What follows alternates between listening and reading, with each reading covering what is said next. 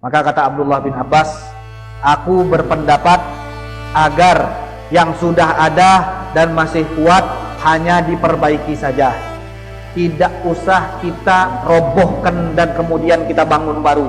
Kenapa? Lihat alasan Ibnu Abbas. Dia katakan ada batu-batu yang mereka semua ini berada di zaman Rasulullah pada saat Rasulullah memasukkan mereka ke dalam agama Islam. Ada batu-batu di mana pada saat Nabi diutus batu-batu tersebut ada, kata Abdullah bin Abbas. Jadi alasan Abdullah bin Abbas untuk direnovasi saja itu ternyata berhubungan dengan baginda Rasulullah SAW. Dia katakan batu-batu yang ingin kau hancurkan dan kau buang semua ini berhubungan erat dengan awal Islam, berhubungan erat dengan diutusnya seorang nabi, berhubungan erat dengan baginda Rasulullah SAW. Jadi kata Abdullah bin Abbas, jangan kau buang, yang ada itu dipertahankan, hanya direnovasi saja, kata Abdullah bin Abbas. Kita kembali ke dalam pembahasan kita, mana kemarin kita sudah menceritakan tentang yang mengajarkan kita untuk perhatian terhadap peninggalan Nabi. Yang pertama kali adalah Khulafaur Rasyidin, 4 khalifah. Ingat tak kemarin? Bukan kemarin sih, malam Kamis. Kalau seandainya tidak ada cerita sahabat-sahabat lain, cuman 4 sahabat ini saja, Sayyiduna Abu Bakar, wa Umar, wa Utsman, wa Ali, yang perhatian terhadap peninggalan Nabi, maka insya Allah kita orang muslim sudah cukup dengan dalil ini. Kenapa? Oh, ini perintah Nabi. Kalau 4 khalifah sudah melakukan satu perbuatan, kata Nabi, ikuti mereka, karena apa yang mereka lakukan tidak akan keluar dari sunnah Nabi Muhammad SAW. Jadi kemarin kita sudah menceritakan bahwa ada satu peninggalan di mana turun temurun setelah dipegang oleh baginda Rasulullah, dipegang oleh Sayyidina Abu Bakar As-Siddiq, kemudian dipegang oleh Sayyidina Umar, dipegang oleh Sayyidina Utsman, dan jatuh di sumur. Apa itu? Cincin. Sehingga sumurnya disebut dengan Bi'rul Khotam, sumur cincin, karena cincin Sayyidina Utsman yang beliau kenakan, yang merupakan cincin baginda Rasulullah, jatuh di sumur tersebut. Apa yang dilakukan oleh Sayyidina Utsman? Biarlah cincin, dia banyak cincin lain. Tidak. Sayyidina Utsman memerintahkan kepada para sahabat-sahabat untuk mengeringkan sumur ini selama 3 hari berturut-turut untuk mencari satu cincin yang pernah digunakan Rasulullah Sallallahu Alaihi Wasallam. Kalau bukan karena perhatian mereka terhadap peninggalan Nabi dan mereka yakin di dalam peninggalan tersebut ada keberkahan, kenapa Sayyidina Utsman sampai memerintahkan 3 hari mengeringkan sumur tersebut hanya untuk mencari cincin, sedangkan cincin lain bisa dibuat, cincin yang lebih mahal bisa dibeli. Sayyidina Utsman kaya, kita tahu. Apa yang tidak bisa dibeli oleh Sayyidina Utsman? Sumur yang dimiliki oleh orang Yahudi yang tidak mampu satupun orang membelinya, dibeli oleh Sayyidina Utsman. Jadi kalau kita bahas kekayaan Sayyidina Utsman itu tidak ada duanya. Jadi di sini Sayyidina Utsman sampai perhatian sedemikian, menginginkan cincin tersebut agar kembali dikeringkan sumur selama 3 hari, tapi ternyata tidak ditemukan. Menunjukkan, kata para ulama, perhatian para khalifah terhadap peninggalan baginda Rasulullah SAW. Kemarin juga sudah kita ceritakan, Zubair ibnul Awam di perang Badar bertemu dengan Ubaidah yang pada saat itu memakai perlengkapan perang lengkap dari ujung kepala sampai ujung kaki, sehingga tidak bisa lagi untuk ditebas. Semua besi, cuman tinggal mata aja yang kelihatan. Saking takut nak berperang tadi. Ini yang dihadapi orang Islam. Maka kata Zubair, aku punya tongkat kecil, Satu-satunya cara untuk membunuh orang ini adalah dengan menusuk matanya. Ditusuk oleh Zubair ke arah matanya musuh di perang Badar, dan akhirnya pendarahan, kemudian mati. Dan didengar oleh Rasulullah cerita ini, kata baginda Rasulullah, tongkat kecil tadi berikan kepadaku, Rasulullah. Maka tongkat kecil ini bersama Nabi Muhammad sampai beliau wafat. Setelah wafat, Sayyidina Abu Bakar langsung mendengar bahwa tongkat itu sudah diambil kembali oleh Zubair. Kata Abu Bakar, pinjamlah sebentar tongkat kecil yang selalu dibawa oleh Rasulullah itu, pinjamkan kepadaku. Akhirnya Zubair, karena ini khalifah, dia pinjamkan kepada Abu Bakar. 2 tahun Sayyidina Abu Bakar meninggal, Zubair langsung menghadap ke rumah Abu Bakar, dia ambil tongkatnya. Sayyidina Umar yang menjadi khalifah, datang Sayyidina Umar, bilang sama Sayyidina Zubair, mana tongkat yang kau pinjamkan Sayyidina Abu Bakar? Dia bilang, ini, pinjamkanlah juga aku nih. Minjam juga Sayyidina Umar. Begitu juga Sayyidina Utsman, begitu juga Sayyidina Ali. Tongkat ini kemudian Zubair ibn Awam meninggal dunia, dan tongkat ini pada saat itu ada bersama Sayyidina Ali. Kemudian Abdullah putra Zubair akhirnya meminta kepada Sayyidina Ali agar tongkat ini dikembalikan kepada keluarga mereka, dan akhirnya kembali kepada keluarga Zubair ibn Awam. Lihat, turun temurun, tahan minjem hanya untuk tongkat. Kata Abu Ya Maliki, tongkat ini kenapa direbutkan? Banyak kayu lain, banyak tongkat lain, banyak yang lebih mahal, banyak yang lebih bagus. Dan kita lihat, kata Abu Ya Maliki, yang berebut ini bukan orang Badui, yang berebut ini bukan orang dari pelosok. Yang rebutan ini Khulafaur Rasyidin, Abu Bakar, Umar, Utsman, Ali. Apa kekurangan ibadah mereka ini? Kalau kita lihat orang yang ibadahnya banyak sekalipun masih mengharapkan keberkahan, masih mengharapkan keberkahan dari peninggalan-peninggalan Rasulullah Shallallahu Alaihi Wasallam. Karena mereka yakin yang pernah dipakai oleh Nabi itu berkah, yang pernah disentuh oleh Nabi itu berkah, yang pernah didoakan oleh Nabi itu berkah, dan keberkahan tersebut tidak terputus. Kita sudah banyak sekali menceritakan hal-hal yang berkaitan dengan keberkahan baginda Rasulullah Shallallahu Alaihi Wasallam, di mana sudah kita ceritakan yang berkaitan dengan kalau ini punya manusia biasa kita akan jijik. Darah, siapa yang mau minum darah? Tapi darahnya baginda Rasulullah diminum oleh para sahabat. Oh, kalau orang yang baru dengar, masa darah, mulai ngade-ngade Ustaz ning rapi. Darah masa diminum, ini Islam anu nih, kata dia. Baca hadis, lihat referensinya jelas, hadis-hadis sahih yang menyebutkan bahwa sahabat Nabi ada yang meminum darah baginda Rasulullah. Diceritakan di perang Uhud, ada topi perang yang kemudian pecah sehingga menusuk ke pipi baginda Rasulullah SAW. Pecahan ini tidak bisa ditarik dengan tangan sehingga membutuhkan gigitan yang kuat. Maka seorang sahabat menggigit pecahan tersebut sampai giginya ompong. Setelah giginya ompong, darah yang dia sedot dari menyedot pecahan pecahan dari helm perang tadi itu masih ada di mulutnya, dan kemudian dia telan. Begitu juga ada lagi yang lebih, kalau kita lihat dari manusia biasa, ini akan, kata kita, oh, tidak mungkin ada orang mau minum itu. Tapi karena dari baginda Rasulullah, ini manusia sempurna. Manusia yang kalau engkau keringatnya bau asam kecut, ini keringatnya ditaruh di dalam botol jadi minyak wangi. Sudah kita ceritakan sahabat yang pada saat Nabi tertidur, kepanasan, dia mengumpulkan keringat baginda Rasulullah SAW.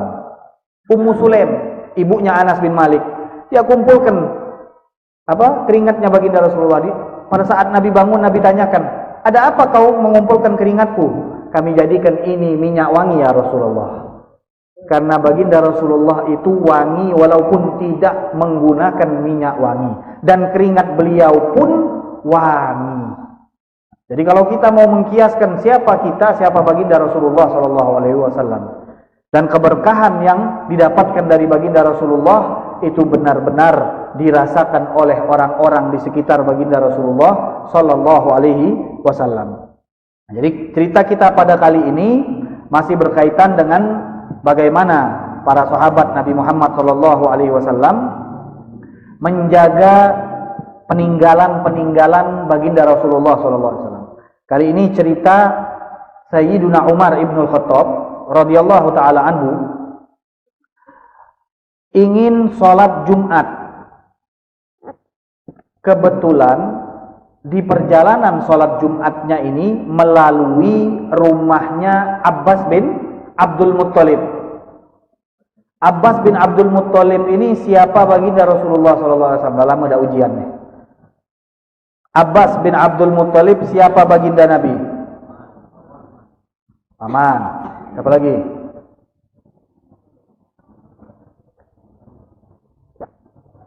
Eca-eca jangan nanya, aku nak minum. Paman. Masa Abbas bin Abdul Muttalib kita tidak tahu? Paman baginda Rasulullah, orang yang dicintai Nabi Muhammad SAW. Maka Sayyidina Umar melewati rumah Abbas bin Abdul Muttalib. Subhanallah, Abbas ini baru nyembelih sesembelihan, dan sembelihannya ini darahnya itu ngalir lewat corong tadi.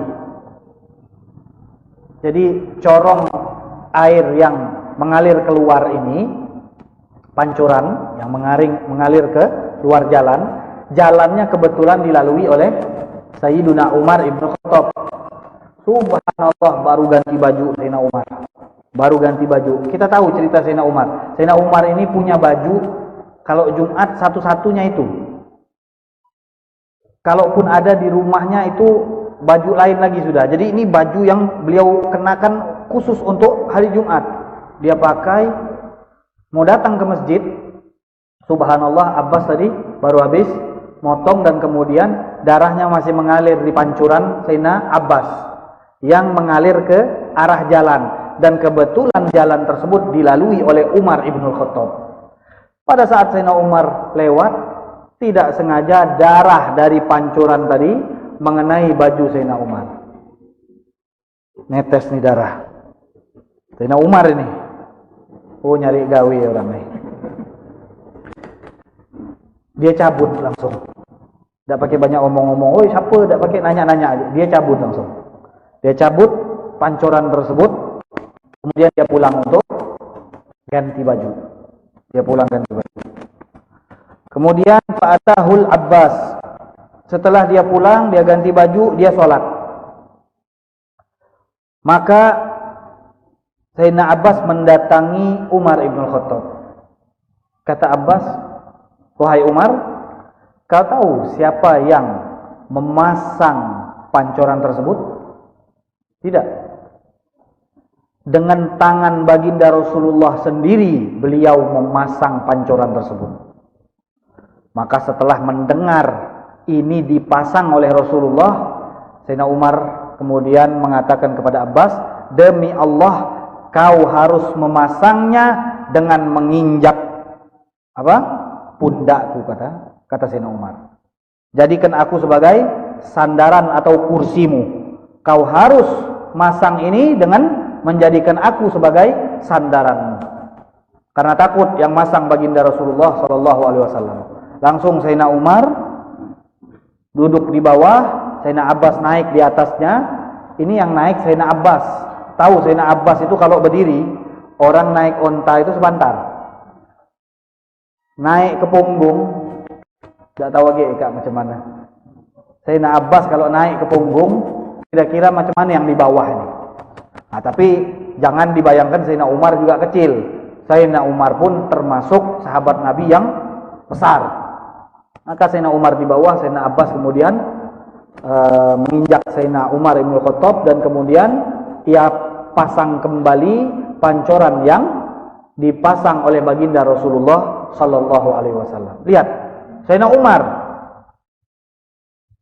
sudah ditetesi darah bajunya, mau Jumat gak jadi. Kalau orang biasa marah, gak peduli. Tapi ketika mendengar yang masang adalah baginda Rasulullah, apa yang dilakukan? Kau harus pasang kembali, dan sebagai hukumannya aku rela diinjak, kata Sayyidina Umar. Beliau pada saat itu adalah khalifah, pemimpinnya umat muslim. Beliau rela diinjak karena telah mencopot pancoran yang dipasang dengan tangan mulia baginda Rasulullah sallallahu alaihi wa ala alihi wasallam. Nah, ini cerita ini juga nanti akan diperkuat dengan cerita-cerita yang lainnya lagi.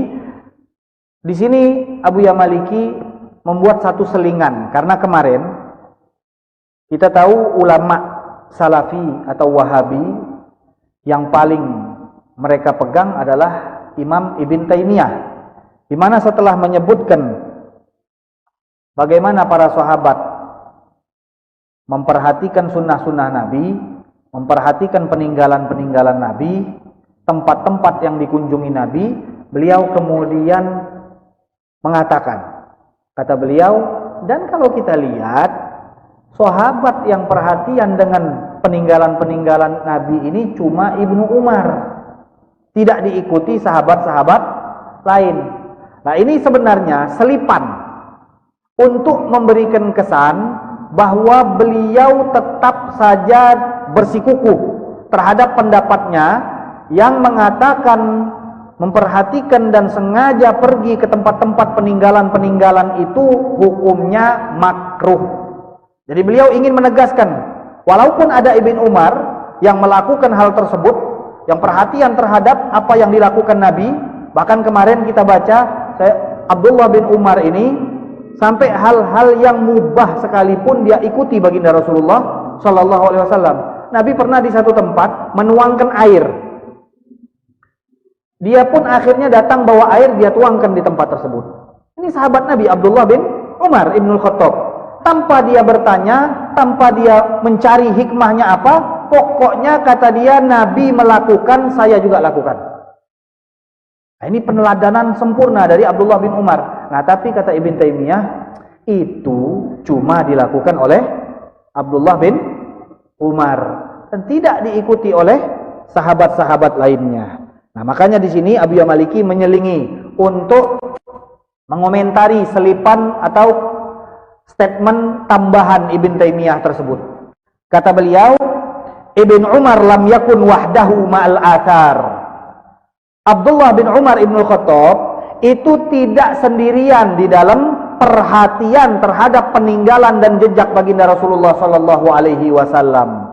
Kemudian beliau mulai menyebutkan bahwa yang perhatian terhadap sunnah Nabi itu ada di antaranya para tabi'in setelah para sahabat. Kemudian untuk sahabat kata Abu Yamaliki kemarin sudah kita ceritakan hal-hal yang berkaitan dengan jejak, hal-hal yang berkaitan dengan tempat, yang berkaitan dengan peninggalan, berkaitan dengan dan berhubungan dengan baginda Rasulullah sallallahu alaihi wasallam yang dijaga oleh para sahabat, yang kemudian diperhatikan oleh para sahabat, dan diantaranya sahabat yang memperhatikan ini bukan Abdullah bin Umar saja, tapi khulafaur rasyidin.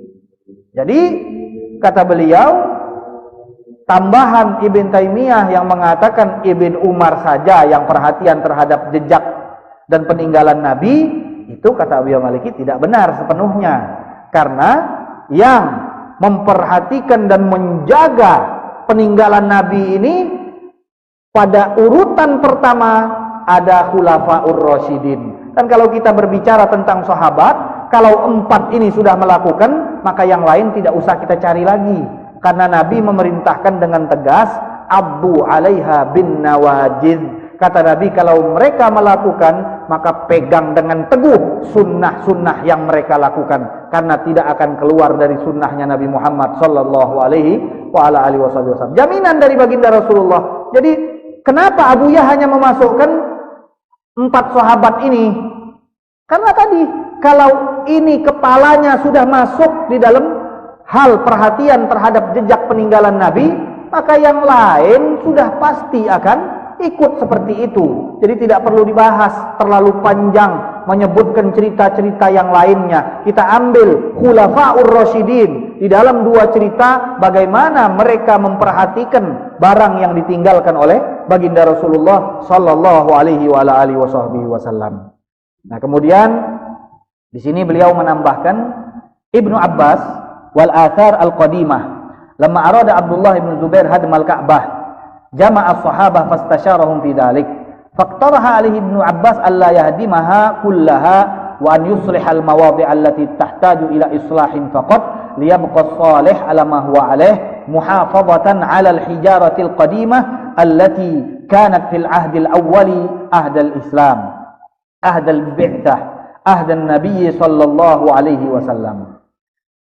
An Atha qala lamma ihtaraqal bait zaman Yazid bin Muawiyah hina ghazaha ahlu Syam fakana min amrihi makan tarakahu Ibnu Zubair hatta qadiman nasu al-mausima yuridu an yujarri'ahum aw yuhribuhum ala ahli Syam. Falamma sadara an-nas qala ya ayyuhan nas ashiru alayya fil Ka'bah an qadaha thumma abni anquduha thumma abni bina'aha aw uslih ma waha minha. Qala Ibnu Abbas fa inni qad furiqa li ra'yun fiha ara an tusliha ma waha minha wa tada'a baitan aslaman nas alaih wa ahjaran aslaman nasu alaiha wa bu'itha alaiha an-nabiy sallallahu alaihi wasallam. Dalam cerita ini Abdullah ibnu Abbas di era Abdullah ibnu Zubair. Tadi kita menceritakan tongkat di mana itu milik Zubair ibnul Awam yang kemudian menjadi rebutan Khulafaur Rasyidin. Nah, ini cerita berkaitan dengan putra Zubair. Putra Zubair yang bernama Abdullah. Karena Abdullah ini sempat jadi khalifah walaupun sebentar. Dan di masa khalifahnya itu Yazid bin Muawiyah di Syam itu juga menjadi khalifah di sana. Jadi di masa mereka berdua ini rebutan. Yazid bin Muawiyah dari Bani Umayyah, Zubair ibn al-Awwam dari kalangan Bani Hashim. Maka Zubair ini pada saat Ka'bah pernah diserang dan pada waktu itu sudah hampir kebakaran semuanya, hanya tersisa sedikit dari bangunan Ka'bah. Akhirnya Zubair ibn al-Awwam, Abdullah bin Zubair membiarkan terlebih dahulu keadaan seperti ini. Maksudnya apa? Karena kan sekarang ini ada persaingan antara dua khalifah, dua pemimpin. Zubair bin Al-Awwam yang menguasai Mekah dan Madinah, dan Yazid bin Muawiyah yang ada di kota Syam. Untuk menarik perhatian orang-orang agar semuanya condong kepada Abdullah bin Zubair dan agar benci kepada Yazid bin Muawiyah, maka setelah kejadian Ka'bah diserang oleh mereka, jadi mereka itu bukan menyerang Ka'bah tadinya, menyerang orang-orang yang ada di sekitar Ka'bah sampai akhirnya Ka'bah pun kena imbasnya. Maka orang-orang Syam yang di bawah kepemimpinan Yazid bin Muawiyah akhirnya pulang kembali ke tempat mereka dan Ka'bah dalam keadaan setengah habis. Maka Abdullah bin Zubair sengaja membiarkan keadaan ini sampai tiba musim haji. Kenapa? Tujuannya biar orang-orang yang datang pada saat haji lihat Ka'bah sudah dibakar seperti ini. Ka'bah sudah hampir roboh dan akhirnya akan terprovokasi, panas dan benci terhadap orang-orang Syam yang di bawah kepemimpinan Yazid bin Muawiyah. Jadi ini sengaja politik. Jadi sudah ada dari zaman dulu politik dengan membiarkan satu kerusakan agar supaya kita benci dengan orang-orang yang ada hubungan dengan kerusakan ini. Jadi dibiarkan, enggak dibenahi. Nah, kemudian setelah orang-orang kumpul di waktu haji, Abdullah bin Zubair bertanya, "Wahai umat muslim, saya ingin bertanya, ini Ka'bah dalam keadaan seperti yang kalian lihat, dirusak oleh orang-orang Syam." Nah, ini politiknya di sini nih. Jadi dia bilang, baru habis itu dia mengatakan, bagaimana pendapat kalian mengenai renovasi Ka'bah ini? Apa kita hancurkan, kemudian kita bangun baru dengan lebih baik, atau kita biarkan hal yang sudah ada ini hanya kita benahi yang rusak parah saja? Maka di sini Abdullah bin Abbas mengatakan kepada Abdullah bin Zubair, dan di sini juga termasuk dalil bahwa menjaga peninggalan yang berkaitan dengan zaman Rasulullah itu penting. Di mana kata Abdullah bin Abbas, setelah Abdullah bin Zubair bertanya kepada umat muslim dengan niat supaya apa? Memprovokasi mereka agar benci terhadap orang-orang Syam. Dan kemudian dia pun minta usulan, ini Ka'bah kita robohkan, kita bangun baru, atau kita benahi renovasi saja? Maka kata Abdullah bin Abbas, aku berpendapat agar yang sudah ada dan masih kuat hanya diperbaiki saja. Tidak usah kita robohkan dan kemudian kita bangun baru. Kenapa? Lihat, alasan Ibnu Abbas, dia katakan ada batu-batu yang mereka semua ini berada di zaman Rasulullah pada saat Rasulullah memasukkan mereka ke dalam agama Islam. Ada batu-batu di mana pada saat Nabi diutus batu-batu tersebut ada, kata Abdullah bin Abbas. Jadi alasan Abdullah bin Abbas untuk direnovasi saja itu ternyata berhubungan dengan baginda Rasulullah SAW. Dia katakan batu-batu yang ingin kau hancurkan dan kau buang semua ini berhubungan erat dengan awal Islam, berhubungan erat dengan diutusnya seorang nabi, berhubungan erat dengan baginda Rasulullah SAW. Jadi kata Abdullah bin Abbas, jangan kau buang. Yang ada itu dipertahankan, hanya direnovasi saja, kata Abdullah bin Abbas. Nah, ini kata Abu Maliki merupakan satu dalil lagi tambahan bahwa para sahabat itu perhatian sekali terhadap peninggalan-peninggalan dan jejak-jejak yang berkaitan serta berhubungan dengan baginda Rasulullah sallallahu alaihi wa ala alihi wa sahbihi wasallam.